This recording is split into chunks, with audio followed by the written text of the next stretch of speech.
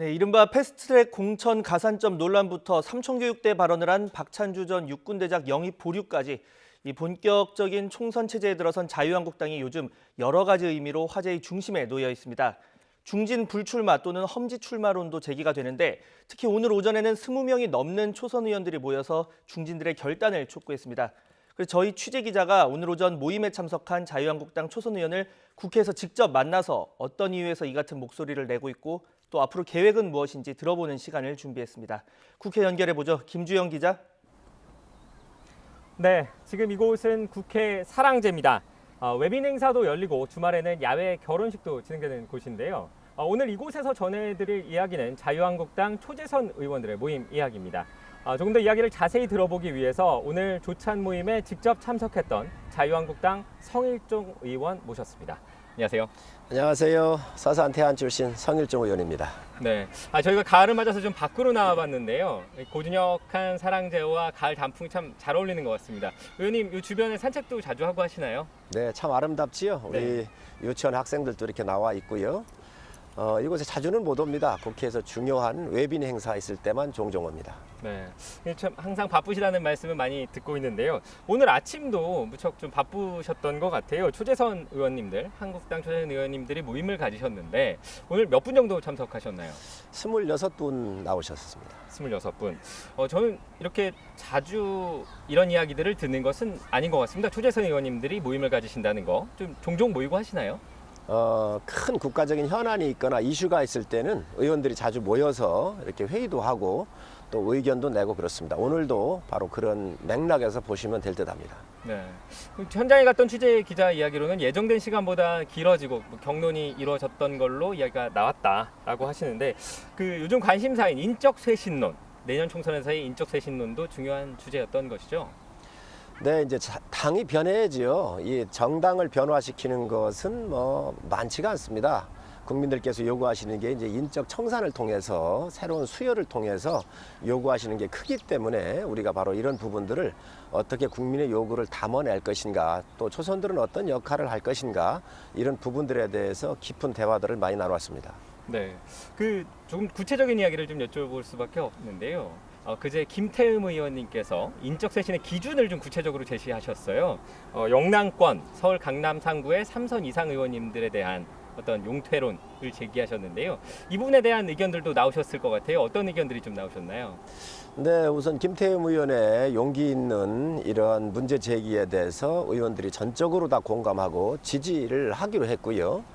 또 거기에 덧붙여서 우리 초선들 또한 화답을 해야 된다. 그리고 우리 또한 기득권에 머물러서는 안 되겠다. 그래서 초선들의 거취에 관해서도 당에 다 일임을 하고, 그리고 또 초선들이 우리 본인의 그 지역구에서만 하는 게 아니라 지명도가 있고 당의 요청이 있으면 수도권에 출마하자라고 하는 의견들을 또 냈고요. 또 그에 덧붙여서 지금 영남에서 3선 이상 하셨거나 또 강남 3구에서 하셨던 우리 선배님들께서 당을 위하고 또 대한민국이 이렇게 지금 경제가 무너지고 안보가 아주 위태롭고 한 여러 가지 이런 상황을 대비해서 당을 위해서 헌신해 주시고 새로운 길을 열기 위해서 이런 수도권 쪽에서 좀 나와 주십사 하는 그런 말씀들을 주로 나눴습니다. 소위 잠룡들에 대한 이야기인 것 같은데요. 반발이 심하지 않을까요? 우선 3선 이상들도 얘기를 했지만 방금 말씀 주신 잠룡들, 당에 고위직을 했거나 또 정부에서 고위직을 하셔가지고 향후 국가를 위해서 큰 역할을 좀 하시려고 하는 분들, 이런 분들 또한 과감하게 수도권 지역을 위해서 헌신하고 국가를 위해서 더 큰 길을 좀 열어달라. 그래서 수도권 쪽에 나와 주셨으면 하는 이야기가 있었습니다. 네, 그렇군요. 용태론이 나온 뒤에 여러 가지 좀 비판적인 시선들도 있는 것 같습니다. 그 중에 하나가 본인은 물러나지 않으면서 다른 사람에게만 물러나라고 하는 것 아니냐. 이런 비판들이 있는데요. 이 부분에 대해서는 좀 어떻게 보시나요? 정확하게 말씀드리는 것은 용태는 아니고요. 당이 어려우니까 헌신을 해 주십사. 그리고 수도권 지역에서 큰 바람을 좀 주도해 주십사 하는 말씀이고, 또한 초선들도 무게감은 좀 틀리겠지만 비교적 헌신할 자세가 되어 있다는 말씀 드립니다. 그래서 당이 요청하거나 또 저희가 수도권에 출마할 경우가 온다고 하면 저희들도 초선 누구든 다 수용하기로 이렇게 의견들을 모았습니다. 그 의원님 워낙 당내에서 그 사람들과의 관계도 좋으시고 삼선 의원님들과도 많이 만나실 것 같아요. 좀 반응은 어떠신가요? 이제 국민 동의를 얻어가는 것이기 때문에요. 바로 오늘 아침에 저희가 이런 문제를 제기를 했기 때문에 앞으로 여러 형태의 당을 위한 고언들이 나오게 될 겁니다. 오늘 이러한 의견을 이제 발표가 됐으니까 한번 여러 가지 형태로 재선 또 삼선 또 선배님들하고 상의를 한번 해보도록 그렇게 하겠습니다. 아직 뭐 이렇게 직접적으로 항의를 하시거나 하신 의원님들은 안 계신가요? 왜 왜 나한테 이러느냐? 혹은 왜 우리한테 이러느냐? 이런 항의도 있을 것 같은데요. 정치란 개인의 욕심을 위해서 하는 게 아니라 시대적으로 해야 될 일들이 있고 국가를 위한 목표가 있는 거기 때문에 이런 대의 명제에 맞으면 많은 분들이 호응할 거로 생각을 합니다. 그렇군요. 그 또 다른 좀 비판 지점 중에 하나는 이런 부분이 있는 것 같습니다. 그 중진 용태론, 뭐 불출마 선언 1호 유민봉 의원님, 뭐 다 보면 친박계로 분류되시는 의원님들인데요. 이 때문에 친박계 의원님들이 좀 공천 주도권을 잡기 위해서 뭐 선제적으로 기선잡기에 나선 거 아니냐? 뭐 이런 지적도 있는데 이에 대해서는 좀 어떻게 보세요? 정확하게 말씀을 드려야 될 것 같아요. 저희 당에 친박이니 비박이니 이런 건 없어졌습니다. 이미 그건 뭐 왜냐하면 계보라고 하는 것이 누군가가 이렇게 지시하는 사람이 있어야 되고 모이는 사람이 있어야 되고 이렇잖아요. 이런 것들은 없어졌다는 말씀 드리고 당이 지금 어려운데 지금 국민들한테 이 나라를 바로 세우는데 우리가 죽어서라도 할 일이 있다고 하면 해야 될 일들이지 지금 어떤 특정한 사람을 용퇴시키거나 이런 문제가 아닙니다. 큰 기준을 잡아서 우리 이 우파가 바로 서서 좌파를 견제해야 되는 또 무너져 있는 이 나라를 바로 세우기 위한 거기 때문에 그런 기준점에서 우리가 던진 문제라고 생각을 합니다. 네, 알겠습니다. 그 제가 직접 물갈이 대상이라고 꼽히는 의원님들과도 좀 만나 뵙고 하는데요. 이런 말씀도 하시더라고요. 선수와 지역이 뭐가 중요하냐? 이길 수 있는 사람이 나와서 선거를 치러야 되는 것이 아니냐? 라는 말씀을 하시는 분도 계셨는데요. 이 부분은 좀 어떻게 보시는지 한 말씀 부탁드립니다. 비교적 수도권, 충청권에 있는 이야기는 바로 그 부분들이 공감할 수가 있습니다. 그러나 우리가 영남 지역, 호남 지역 이런 경우 같은 경우는 거의 비례대표 수준으로 한 거 아닌가요? 공천만 받으시면 비교적 수월하게 당선됐던 그런 지역들입니다. 그래서 다선 의원님들 같은 경우 경험도 풍부하시고 또 앞으로 국가를 위해 더 큰 일을 하시려고 하니까 지금 당이 어려울 때 수도권이나 좀 힘들고 이런 지역에서 길을 열어주시고 좀 헌신을 해달라는 요청으로 이해하시면 될 듯합니다. 네, 알겠습니다. 이제 조금 다른 질문을 좀 드려보고 싶습니다. 어제 황교안 대표가 보수 대통합에 대한 이야기를 다시 꺼내 들었습니다. 크게 보면 한국당 이외에 바른정당계 그리고 이제 우리공화당 쪽 세력이 있을 텐데요. 뭐 가볍게 먼저 혹시 의원님은 어느 쪽 분들과 좀 더 소통을 많이 하시는 편일까요? 소통은 뭐 모두 다 합니다. 예, 국회의원은 경계가 없고 공통의 목표, 국가를 위한 일이라고 한다면 그 어느 누구하고도 뭐 충분히 이 얘기를 할 수 있어야죠. 전 뭐 민주당 의원들하고도 친합니다. 또 이런 이야기를 공공연 얘기를 하고요.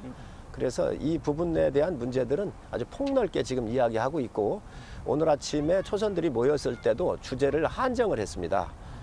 인적에 대한 쇄신 문제와 바로 이 우파의 통합에 대한 이 가치 문제에 대해서 두 가지로 이야기가 있었습니다. 그럼 우파 통합에 대해서는 어떤 정도로 의견이 좀 모아졌을까요?